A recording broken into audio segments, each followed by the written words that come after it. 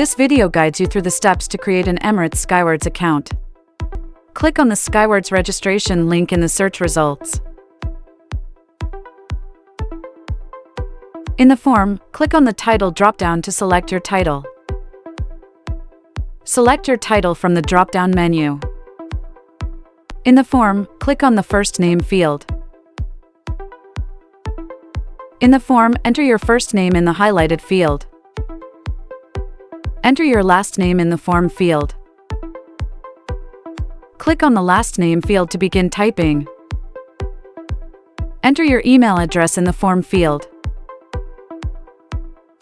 Click on the email field to begin typing. Enter your password in the form field. In the form, click on the day field under date of birth. Notice the error message prompting to enter a secure password in the form. Choose your date of birth. In the form, select your country from the drop-down menu for country/territory of residence.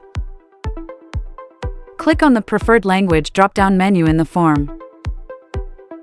Select your preferred language from the list of languages in the drop-down menu. In the form, select the country code for your country from the drop-down menu.